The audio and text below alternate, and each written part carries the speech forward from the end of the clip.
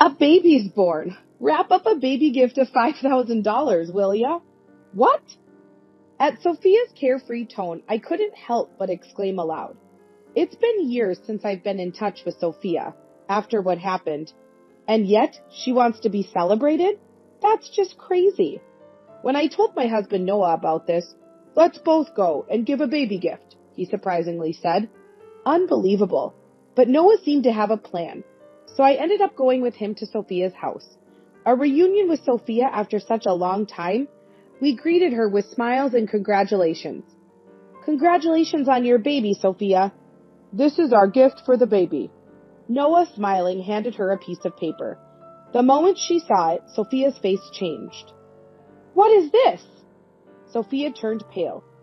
It's nice to see you again, Mrs. Jones. With that, Noah took off his hat and smiled cunningly. Seeing Noah clearly, Sophia's eyes widened in shock. You are... And she began to tremble pitifully. My name is Harper Thomas, just turned 30. My husband is the 35-year-old Noah, and our recently 4-year-old daughter Charlotte. This is our family of 3. A normal, peaceful life, but the journey here wasn't smooth. Actually, this is my second marriage. My first marriage goes back about 5 years. Charlotte is the child of my ex-husband, Elijah. Elijah is remarried, just like me. His wife is my younger sister, Sophia. Sophia, 29, a year younger than me. Being close in age, we should have stayed on good terms as adults. But I haven't been in touch with Sophia for a long time. After what happened, it's natural. People who don't know the situation say things like, sibling fight? Make up soon. However, what Sophia did to me isn't something easily forgiven. What happened between us sisters? There lies a complex situation. As kids, I remember Sophia and I were just ordinary close sisters. The change began to show maybe when Sophia entered middle school. She realized she had a cute face, started getting into fashion, experimenting with clothes and hairstyles, and dieting more. Naturally, her studies started to suffer. Sophia was getting scolded more and more by our parents and teachers. Moreover, my presence probably added pressure on her. Not to toot my own horn, but I was relatively good at academics, maintaining decent grades. Sophia would get upset being compared to me. Of course, I tried to support her. I'd ask our parents not to be too hard on her, and sometimes helped her with her studies. But interest can't be forced. Her grades didn't improve, and Sophia dove deeper into beauty. She started wearing makeup, and by high school, she even appeared in magazines as a model. Sophia's circle of friends had become quite flashy, but she still looked up to me. Big sis, top of the class again. You're so smart. I really admire you. I brag about you to all my friends. She often said things like that warmly. Eventually, I entered a prestigious university. A year later, Sophia went to a beauty school. It was around then that something puzzling happened. I was at a cafe near the station working on an assignment when I heard a familiar voice. It was Sophia and her friends. They mentioned using this cafe sometimes. It was awkward, but they couldn't see my table from where they were, so I stayed put. Soon, one of Sophia's friends said, "This is near South University, right?" "Your sister goes to South University, doesn't she?" "So smart, wow." Then Sophia said something unbelievable. "Yeah, that plain Jane who does nothing but study." I couldn't believe my ears, but it was unmistakably Sophia's voice. "Wow, Sophia, that's harsh. Are you two not close?" "Not at all. We get along fine superficially, but she doesn't care about fashion, just studies all day, and is honestly so uncool. Even if we meet in town, I'd never want her to talk to me. She's happy getting praised by teachers and parents for her studies, no matter how uncool she looks." Laughing, Sophia said, "Ha ha ha." I was frozen, unable to move. I never knew Sophia thought of me that way. Shocked and angry, I was dumbfounded. I came home much later than usual. Sophia was her usual self. "Hey, big sis, welcome back. You're late. Studying at the library again? You're such a hard worker." I was confused. Which was the real Sophia? But I didn't have the courage to confront her about what I heard. So our days continued superficially unchanged. My heart remained clouded. That's partly why, after graduating from university and getting a job, I decided to move out of my parents' house. After that, I hardly saw Sophia. Time passed and I turned 25. Around this time, I was set to marry Elijah, a college classmate. We reconnected at an alumni meeting and hit it off. Elijah was an ordinary employee, but his family owned a lot of land in prime urban locations. In other words, he was from a wealthy family. However, that didn't matter to me. I was attracted to Elijah's generous personality. With our wedding approaching, I went back home to introduce Elijah. Of course, Sophia was there. Sophia, now a working adult, had become an esthetician. She must have been really into beauty. Her makeup, style, and fashion were perfect, like a model's. I was nervous at first, but Sophia laughed freely and congratulated us as before. My heart gradually warmed to Sophia again. Maybe back then, Sophia was just a moody teenager. Time has passed and we've both grown up. I convinced myself of that. Soon, Elijah, Sophia, and I, being close in age, became good friends. Sometimes the three of us would hang out together. It would have been tough for Elijah if Sophia and I were still awkward. This is good. After marrying Elijah, I quickly got pregnant. I decided to give birth near my parents' home. So I discussed with my parents and started visiting a hospital nearby. It was a busy time. I had severe morning sickness and had to be hospitalized for a while. My parents visited, but I rarely saw Elijah or Sophia. But I was too ill to worry about that. I didn't have the luxury to worry about others. Looking back, I wish I had paid more attention. Maybe then I would have noticed. And then I went into labor. A healthy baby girl was born. Her name is Charlotte. But my health took a while to recover, so I stayed at my parents' home for some time. Elijah, busy with work, didn't visit, only sending messages and calling. Eventually, my health improved bit by bit. Finally, I could return to Elijah's home. What would Elijah say when he saw the baby? Thinking lightheartedly, I opened the door. Elijah, I'm home. No answer. As I opened the living room door, a shocking scene unfolded. Elijah and Sophia, half-dressed, intimate, like lovers. What? I was speechless. Elijah hurriedly got dressed. In contrast, Sophia was oddly calm. What the heck is going on? Harper, this is a misunderstanding. Welcome back, big sis, Sophia said, smiling. Not welcome back. Explain this. What? Isn't it obvious? We're in a relationship like this, Sophia nonchalantly said, wrapping her arm around Elijah's. My head was pounding. What was Sophia talking about? Resigned, Elijah apologized. I'm sorry. What's that? I can't believe this. It's unbelievable. Both of you. Even with me and Charlotte here, it's just wrong. Confused, I rushed out of the house. But where could I go? Reluctantly, I took Charlotte and went back to my parents' house. As I explained the situation to my parents, my mobile phone rang. It was Elijah. I'm sorry for surprising you earlier, Harper, but Sophia and I have developed feelings for each other. I want a divorce. What? What are you talking about? We have Charlotte, remember? Child support for Charlotte. So? I couldn't understand what he was saying. Confused, I listened to Elijah's explanation, why he got involved with Sophia. It seems Elijah found Sophia cute the first time he saw her, but she was his wife's sister. They became close as relatives of similar age. Then I was hospitalized for morning sickness. During that time, Elijah and Sophia grew closer. Sophia had tearfully confessed that I had always been mean to her since we were kids. Big sis always called me stupid.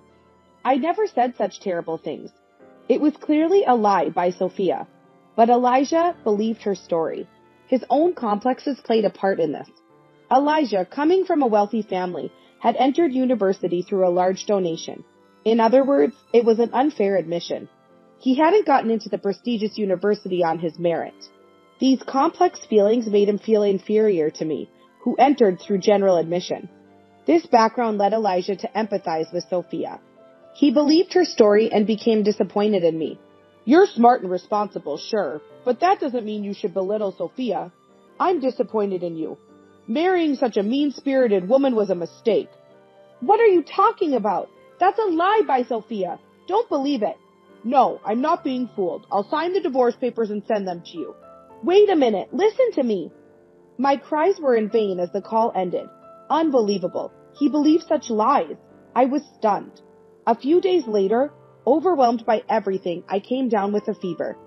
My parents, knowing everything, comforted me and took care of Charlotte. How pathetic. I need to recover quickly and sort out this mess. While I was thinking this, the entrance door opened. I thought it was someone else, but it was Sophia. "Oh, big sis, you're here at home," Sophia said nonchalantly as she returned. I couldn't suppress the trembling anger. "What are you talking about? What do you mean, Sophia? Lying and deceiving Elijah," I shouted. My parents heard the commotion and rushed over to stop us. But we didn't stop. "I've always hated you, big sis." Sophia spoke in a lower tone than usual, slowly. "Just because you were good at studies, you received all the love and expectations. I couldn't stand it. So, I wanted to take away what was most important to you." The house fell silent at Sophia's confession. I couldn't believe Sophia had such thoughts. Anyway, focusing on beauty paid off. Elijah is just a typical man. Fell for it easily. Sophia spoke with a smile. I was speechless. So the Sophia in that cafe was her true self. What had I been seeing all this time? The real Sophia hated me so much. I had only seen the convenient illusion of a doting Sophia. Stunned, I watched as Sophia casually gathered her things to leave. "Elijah's house is so plain and tacky. It's not my taste at all. I'm going to change everything." Apparently, she planned to stay at Elijah's house. Despite my parents' attempts to stop her, Sophia left briskly. Dizzy, I found myself sitting in the hallway. Then, my daughter Charlotte began crying in the other room. I needed to comfort her, but I couldn't move. Supported by my parents, I finally managed to stand up. I don't remember much after that. All I knew was I didn't want to see Elijah and Sophia's faces. After discussing with my parents, we concluded that divorce was the only option. I cried, not for myself, but for Charlotte. Even in this situation, Elijah showed no concern for her. Such a terrible father. But then, maybe it's better not to have such a father. That thought was one of the reasons I decided to divorce. I quickly signed the divorce papers Elijah had mailed and delivered them to the office. Thus, my first marriage ended unceremoniously. Fortunately, my parents supported me. They harshly told Sophia not to come back home. Thanks to that, I never had to meet Sophia again. Gradually, I regained my composure. Sophia and Elijah might have married, but it no longer mattered to me. I had to protect my life with Charlotte. Time passed. Luckily, my workplace was within commuting distance from my parents' home, so I didn't have to change jobs. I worked hard, desperate. Although the alimony from the divorce trial was paid without delay, I was a single mother. I had to save as much money as possible. I was a bit anxious. My friends might have noticed. One day, a friend suggested introducing me to a man she knew. Initially hesitant, I agreed to meet him, assured he was a sincere person. His name was Noah Thomas, 5 years older than me, tall and well-built. I thought he'd be intimidating, but he was surprisingly serious and kind. Busy with work, he hadn't had much luck with women before. We were naturally drawn to each other. Charlotte warmed up to him as we spent time together. Then, one day, Noah said he wanted to protect Charlotte and me. I cried, moved by his words. Later, we got married. Now we live a simple but happy life as a family of 3. I thought I had nothing to do with Sophia anymore. But then one day, relaxing at home, my mobile phone rang. Instinctively, I answered. "Big sis, how are you?" Hearing Sophia's voice, I trembled. I should have checked the screen before answering. Too late for regrets. "What do you want?" I replied as coldly as I could. I didn't want any more disturbances in my peaceful life. Then, Sophia cheerfully said, "A baby's born! Wrap up a baby gift of $5,000, will ya?" What? After years of no contact, her expecting a celebration was absurd. And $5,000? No less? Ridiculous. I was outraged, but Sophia, unconcerned, continued talking about her life. She'd continued as an esthetician and opened her own salon about 3 years ago. The land and building for the salon were borrowed from Elijah's parents, located in a prime area. She bragged about how successful it was. Just a boastful story. I quickly ended the call, fed up with her self-centeredness. Unbelievable. How could she call so insensitively? I was seething with anger. That night, when Noah came home late from work, I immediately told him about it. Noah had been busy lately, always coming home late. But we made a point of having dinner together. He always valued our communication, saying from the beginning of our remarriage, I want us to talk about everything. Over dinner, I told Noah.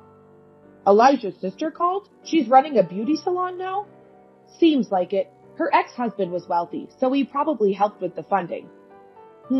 What's her name? Sophia. She's now Sophia Jones. After I answered, Noah thought for a moment, then said, I see. That's what it is. What? What's wrong? Well, how about we both take a baby gift and visit Sophia's house? Noah suggested with a sly smile. What? Why would we do that? I don't want to. Calm down. I have a plan. He then shared a surprising fact and proposal with me. I was taken aback. When the weekend came, Noah and I, having left Charlotte with my parents, arrived at Sophia's house. It was a large, impressive home. Welcome. Sophia, smiling, greeted us at the door. She looked perfect, even post-pregnancy. It's been a while. You haven't changed, Sophia. I forced a smile. Then Sophia said laughingly, Of course not. I never neglect my beauty routine. Don't want to be cheated on like someone. Typical Sophia. I almost got angry, but I had to hold back for now. Sophia led us to her spacious living room. A baby was sleeping in the crib. Look, my daughter Amelia. Cute, right? Amelia did look adorable, much like Sophia, but maybe it was my imagination that her facial features seemed a bit harsh. So about that thing? Sophia gestured for money. How audacious. Just as I was about to retort, Noah put his hand on my shoulder. Nice to meet you. I'm Harper's husband, Noah. He bowed slightly, wearing his hat low over his eyes. Ah, okay, Sophia muttered disinterestedly. Noah then quickly pulled out a piece of paper from his inner pocket. This is our gift for the baby. Congratulations on your baby, Sophia. Upon seeing the paper Noah handed her, Sophia's complexion changed. What is this? She turned pale. Then Noah swiftly removed his hat. Nice to see you again, Mrs. Jones. I'm Noah Thomas from the police department. Seeing Noah clearly, Sophia's eyes widened in shock. You, the detective who came to my salon. She began to tremble. The baby gift Noah had handed over was actually a search warrant, a court-authorized document allowing the search and seizure of her home. Sophia, unable to hide her agitation. She had been committing fraud in her aesthetic salon, deceiving customers with false promises like guaranteed weight loss and selling dubious products. She enrolled them in expensive courses with little benefit without proper explanation. She kept repeating such actions. Sophia had been warned by the Federal Trade Commission, but ignored it. Victims increased, contracts were forced, and Sophia even filled out paperwork herself. Several police reports were filed. Finally, the police started a forced investigation at the salon, led by Noah. Noah, a police officer by profession. Sophia cleverly hid evidence in her store, making it difficult for Noah to find proof. This case was the reason for Noah's late returns recently.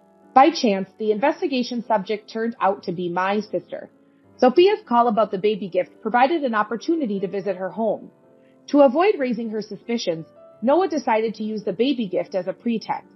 Thus, Noah concealed his identity until the last moment, successfully entering Sophia's house.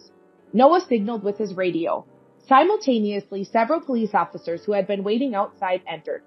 Sorry, but this was the only way to get into your house. Then Elijah arrived. What's all this commotion? What's going on, Sophia? Sophia could only groan in response to Elijah's questioning. The police started searching various parts of the house, seizing numerous items in cardboard boxes. As Elijah began to understand the situation, he questioned Sophia further. He seemed unaware of my presence. In panic, Sophia suddenly lunged at one of the officers entering the house. Stop! Don't mess up my house! Sophia shouted. Noah raised his voice. Don't interfere! I'll arrest you for obstructing public duties. Hearing arrest, Sophia reluctantly let go. Her face twisted in frustration. But this wasn't the end for Sophia. She glared sharply at Noah. I'll tell Sebastian, Elijah's father. He knows many high-ranking police officials. He could easily cover this up. Sophia was relying on Elijah's father, a wealthy landowner with extensive connections. In her desperation, she turned to Elijah. You can do it, right? Your father has always used donations to influence people. What are you saying in front of the police?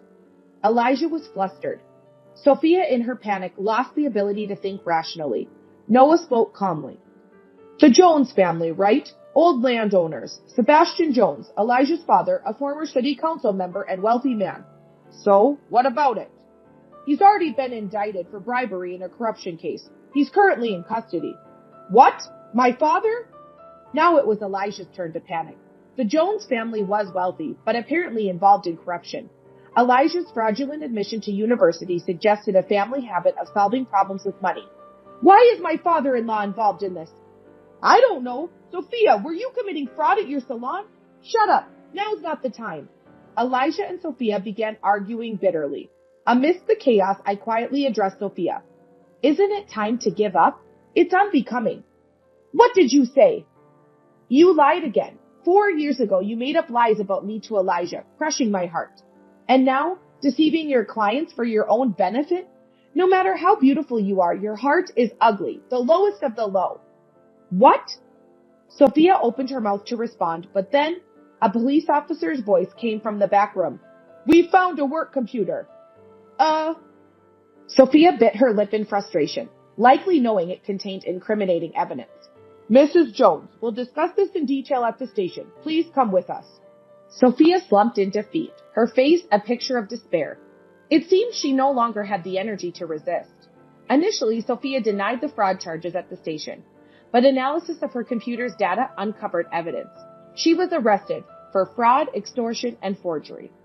Her aesthetic salon opened 3 years ago was apparently in the red from the start.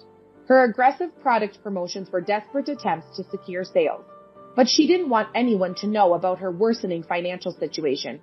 Pride had driven her to claim her business was thriving. Her sudden demand for a $5,000 baby gift must have been employed to cover her shop's losses. Dozens of customers had filed complaints against Sophia. The salon, facing hefty damages, went further into debt and closed down, leading to bankruptcy. Elijah and his family, who had invested capital, were furious. Understandably, Sophia was divorced. But Elijah's family wasn't spared either. His father, Sebastian Jones, was arrested for bribery. Their family had to liquidate all their properties to cover debt. Elijah, who had worked for his father's real estate agency, found himself ousted when other executives took control following his father's arrest. He later found work at an unrelated company, but he struggled, being overworked and underpaid. In such a state, he couldn't possibly take care of a child. Amelia, their daughter, was temporarily placed in children's foster care. Poor Amelia's birth into such a family seemed nothing but misfortune. Amidst these tumultuous days, I had been pondering something. Months later, I attended Sophia's trial to ensure she showed remorse. It felt like my final duty as her sister, but reality was harsh. In court, Sophia kept insisting, I'm not at fault, denying all fraud charges despite clear evidence. I only helped because the client said they wanted to lose weight, to be beautiful, she argued. Dark circles under her eyes, her appearance had turned frightful. Her hair was disheveled, her once cared-for beauty was gone. Her life choices were evidently reflected in her face. Sophia's state was pitiful. Reflecting on everything, I realized it all started with her jealousy towards me. But I never mistreated her. Our parents, initially upset with Sophia's lack of interest in studies, had stopped scolding her. Sophia had developed her complexes and twisted perceptions on her own. Afterwards, Sophia began to lie blatantly. It continued until the lies became her truth. Now, Sophia is just averting her eyes from reality. She concocts twisted facts and doesn't believe she's at fault. This is the result of her delusions. Poor Sophia. Eventually, the verdict was given. Due to the severity of her actions, she received no probation and was sentenced to 3 years in prison. It was expected. Yet, I couldn't help but wish for her to wake up to reality. I hope she considers the pain her lies caused others, even just a little. In prison, I hope she takes a hard look at herself. Months later, on a certain holiday, Charlotte, Noah, and I were at the park. We spread a leisure sheet on the grass, enjoying a light picnic. I want to eat the tuna sandwich first, Charlotte exclaimed. Hey, Charlotte, save some for Dad, Noah replied, and she laughed joyfully. We were back to our happy life. It reminded me of my own peaceful family upbringing. One thing is clear from this ordeal. I'm not perfect. I felt envy too. But rather than harming others with petty jealousy, I want to cherish empathy and focus on the small joys of daily life. That way, I won't be consumed by dark emotions. Charlotte and Noah happily ate their sandwiches. I quietly wished for these tranquil days to last forever.